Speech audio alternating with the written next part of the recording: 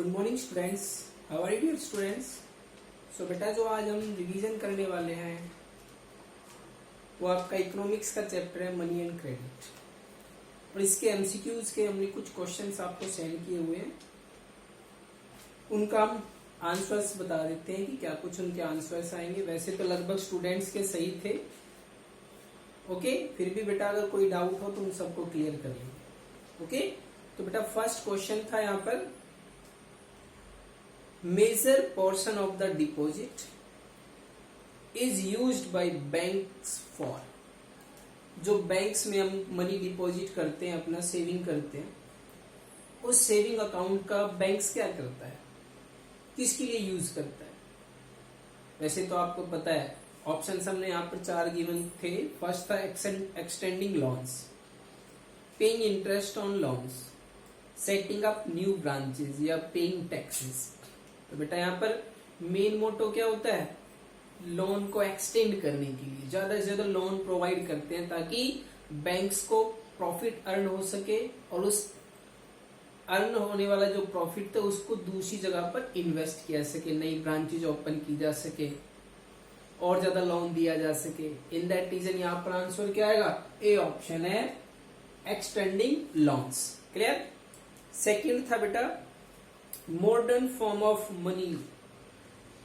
Modern form of money हम किसको कहते हैं, अगर हम ट्रेडिशनल टाइम में चले जाएं तो हम बेटा बार्टर सिस्टम को फॉलो करते थे।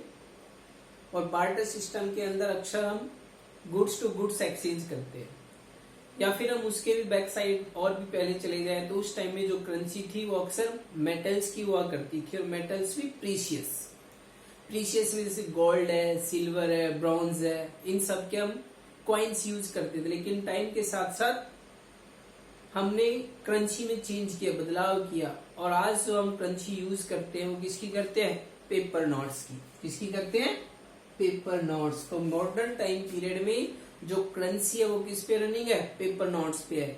मोस्ट ऑफ कॉइन्स तो बहुत कम चलते हैं, ओके। 1, 2 या 5 रुपए के ही कॉइन्स होते हैं। वैसे तो 10 का भी है और भी ज्यादा दिखा रखे, लेकिन मेनली जो प्रोसेसिंग के अंदर होते हैं 1 to 5 के हैं, ओके।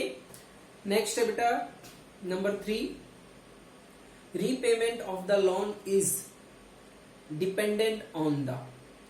जो रीपेमेंट लोन होता है वो किसके ऊपर डिपेंडेंट होता है। तो इसमें 4 ऑप्शंस थे, chances of winning a gamble, या फिर chances of winning a lottery, या चांसेस ऑफ विनिंग अ बेट, या फिर इनकम। क्या हम जब किसी से लोन लेते हैं तो वो गैम्बल के ऊपर ब्याज पर लेते हैं, या फिर हमारी लॉटरी निकलेगी तब देंगे, या फिर हम कोई बैट शर्त लगा दे जीत जाए तब पेमेंट करेंगे। नहीं, हम लोन किसके ब्याज पर लेते हैं, अपनी इनकम के ब्याज पर। जैसी हमारी इनकम होती है उसके ब्याज पर हमें बैंक्स प्रोवाइड करता है, उसी के ब्याज पर हम रीपेमेंट ऑफ मोड फिक्स्ड करते हैं। क्लियर। तो क्या आंसर आएगा, डी ऑप्शन है इनकम।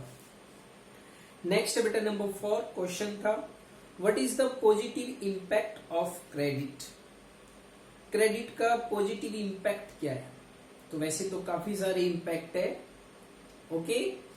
लेकिन इनमें जो हमने ऑप्शंस गिवन थे जिसमें continuous of business, peoples fall in डेब्ट ट्रैप, या increase in profit of lenders, या increase in tax collection of government. तो बेटा यहाँ पर मेनली जो है, जैसे इसमें ऑप्शन फर्स्ट है कि हम अपने बिजनेस को कंटिन्यू रख सकते हैं, बिल्कुल रख सकते हैं। या पीपल्स फॉल इन डेब्ट ट्रैप, या पीपल्स डेब्ट ट्रैप में आ जाते हैं।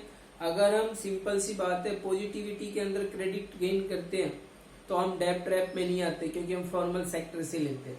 अगर इनफॉर्मल में हमारे कोई सोर्सेज नहीं है इनकम के, देन हम किस में आएंगे, डेब्ट ट्रैप के अंदर आ जाएंगे। तो यहाँ पर आंसर क्या आता है बेटा, फर्स्ट है कंटिन्यूअस ऑफ बिजनेस।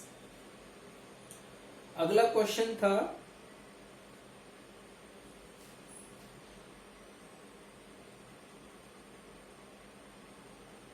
ओके।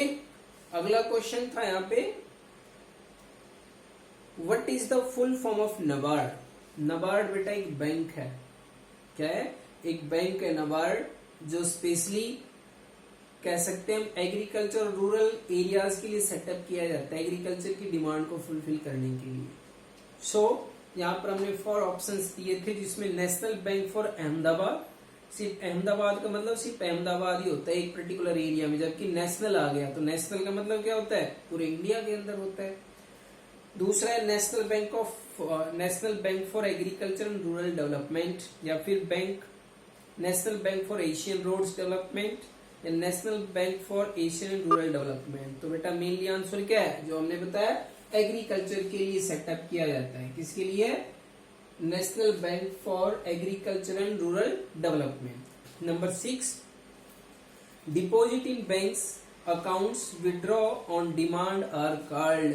जो हम पैसे अपने डिपॉजिट करते हैं अपने अकाउंट्स के अंदर और हमारी डिमांड पे जो वो विड्रॉ किए जाते हैं, that is called DD, demand deposit. जब हमें जरूरत हो तो उनको विड्रॉ कर सके तो उसको क्या कहते हैं, हम डिमांड डिपॉजिट करते हैं, डीडी भी करते हैं। नेक्स्ट है number 7, which of these is not an informal sector of credit.